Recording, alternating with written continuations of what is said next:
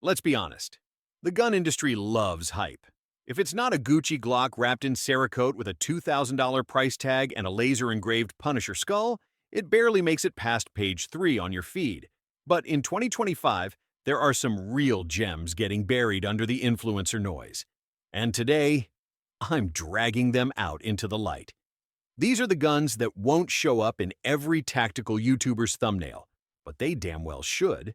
They're reliable, they're smartly designed, and most importantly, they're underrated as hell. These 5 new guns aren't getting the spotlight, but they've got the bones, solid engineering, smart features, field-proven performance, and price tags that don't make your wallet cry. Let's get into it. Taurus has had a weird relationship with American shooters. For years, it was the punchline of the gun world. Mention Taurus at the range, and you'd get a chuckle or an eye roll, or both. People saw it as the gun you settled for, not the one you actually wanted. But guess what? In 2025, that lazy reputation doesn't hold up anymore, and the GX2 proves it's time to reevaluate. This thing is Taurus, punching way above its weight class. Compact polymer frame, striker fired, chambered in 9mm. Nothing revolutionary on paper, but the execution? Surprisingly sharp. You're getting a pistol that feels like it belongs in the 500-plus tier, but sits comfortably just over $300 MSRP. For a budget carry gun, that's no small achievement. Let's talk about features. You've got a 13+1 capacity, a 3.38-inch barrel, a Picatinny rail for your light or laser, and adjustable rear sights. The grip texture is one of the most improved aspects, aggressive enough to stay locked in during recoil, but not so sharp it chews through your holster. The ergonomics are dialed in, especially for shooters with medium-sized hands. Even the trigger has seen noticeable refinement compared to older Taurus offerings. No, it's not glass-breaking clean, but it's got a consistent wall and predictable break that makes fast follow-up shots smooth and manageable. Reliability? Better than you'd expect, especially with brass and even some steel case. One test session ran 3 full mags of steel case without a hiccup. It swallowed and spat out everything like a champ. That's not what you'd expect from a cheap gun. But here we are. What really makes the GX2 underrated is its real-world usefulness. It's not trying to impress the tactical crowd or dominate the competition circuit. This is a throw it in the glove box, carry it in your waistband, loan it to your cousin kind of gun. It's a working tool, not a wall hanger. And let's not ignore how important that is. In a market overflowing with boutique builds and overpriced carry pieces, the GX2 is refreshingly honest. It's not trying to be fancy. It's trying to be useful. And it succeeds quietly, effectively, without screaming for attention. So, if you've been dismissing Taurus based on some old YouTube meme or outdated assumptions, do yourself a favor. Pick up a GX2. Run a few mags through it. You might be surprised how fast that smirk on your face turns into respect. Savage has always been the guy in the back of the room building tack-driving bolt guns and slug-busting shotguns while everyone else chases polymer pistols and flashy branding. So, when they quietly launched the original stance pistol, most folks didn't even blink. It felt like Savage was playing in someone else's sandbox. And, honestly, the first version didn't make much noise. But the XR? This time, they brought tools.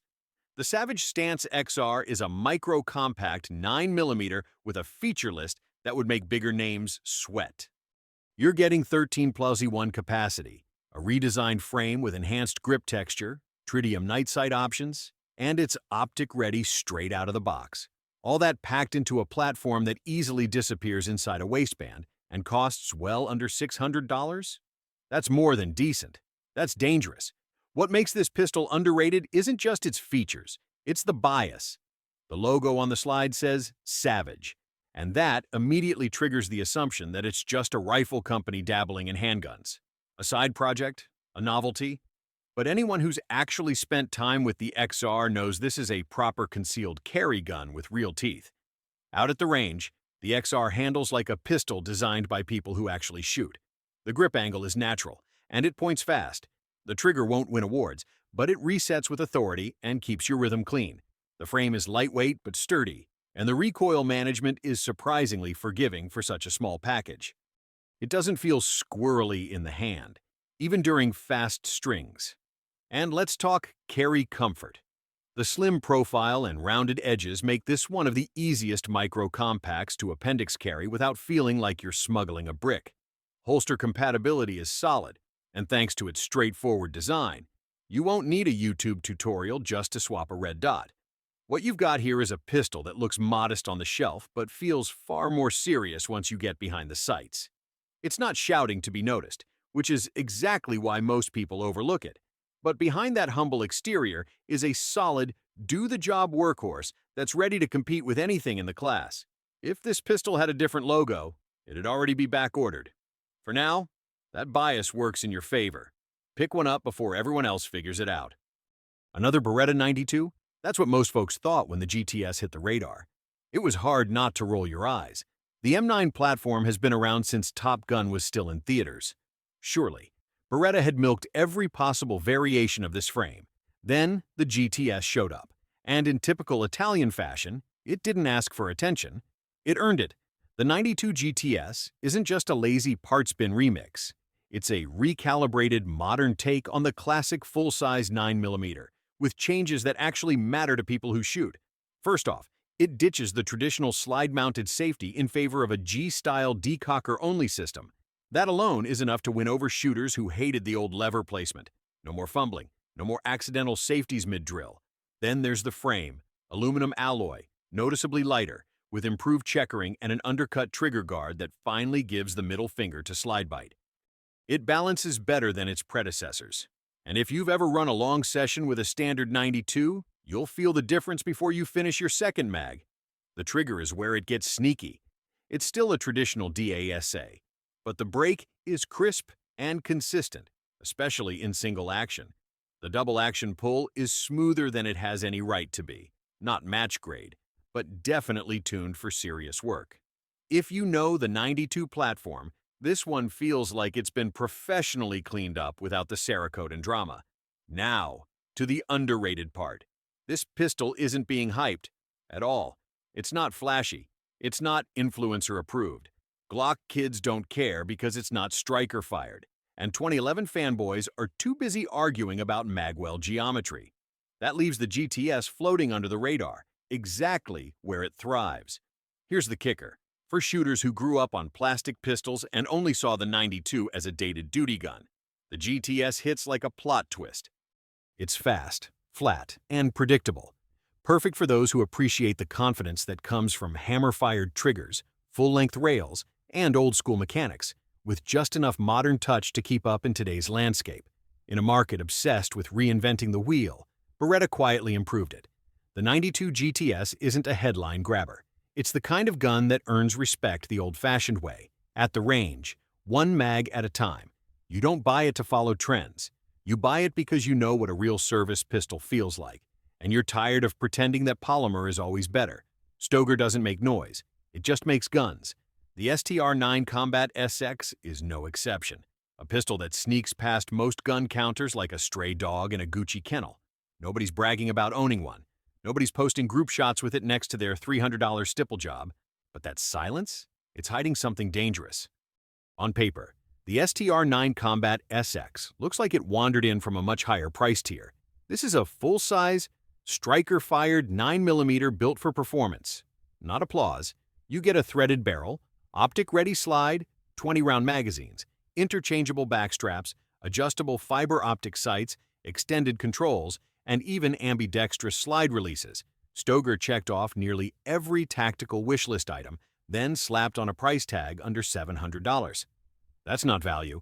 That's borderline disrespectful to the competition.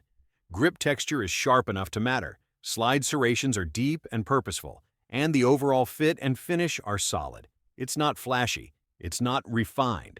It's what happens when engineers build a pistol without letting the marketing team name it something with X or Elite in the title.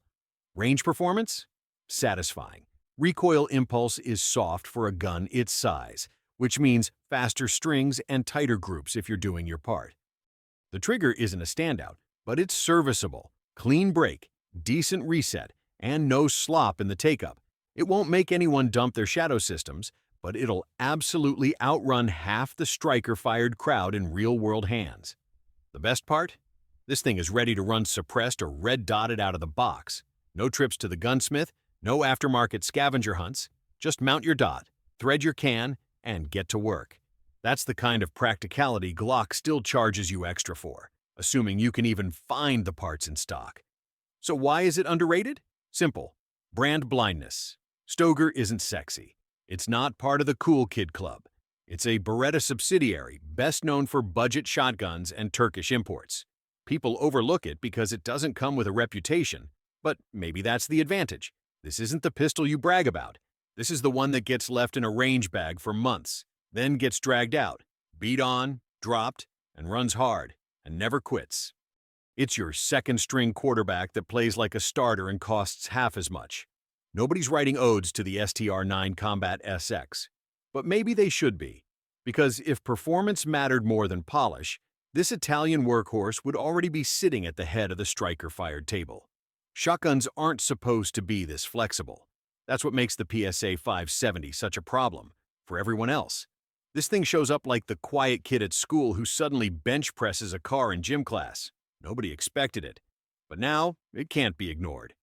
Palmetto State Armory rolled this one out at SHOT Show 2025, and somehow it didn't get the spotlight it deserved.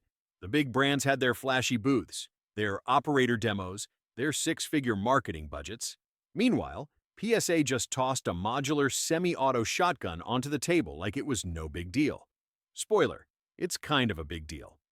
This is a 12-gauge shotgun with AR-style controls, a chassis-based modular design, and a build philosophy that feels like it came straight from an AR-15 blueprint.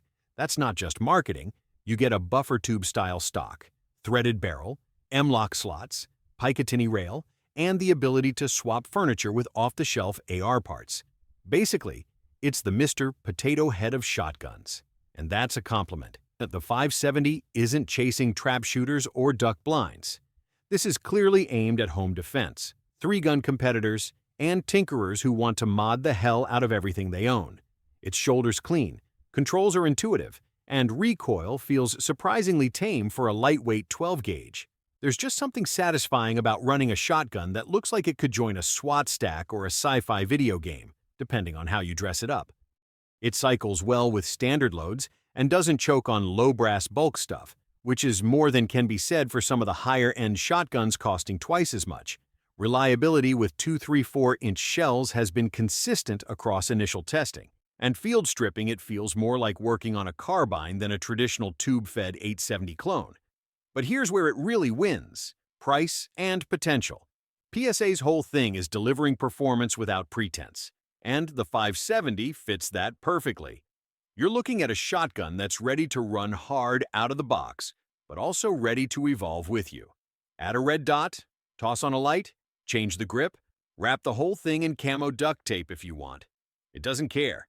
This isn't the gun you buy to impress anyone. It's the one you buy because you know exactly what you want to do with it, and you want the freedom to make it yours. PSA didn't just build a shotgun. They built a platform, and right now, barely anyone's paying attention. Which makes it the most underrated 12-gauge on the market, hands down. There's a strange satisfaction in knowing something others don't, like spotting real value in a sea of overpriced nonsense. These 5 guns aren't showing off, but they're showing up. No viral campaigns, no tactical cosplay, just real machines made for real work. And sure, some folks might still disagree.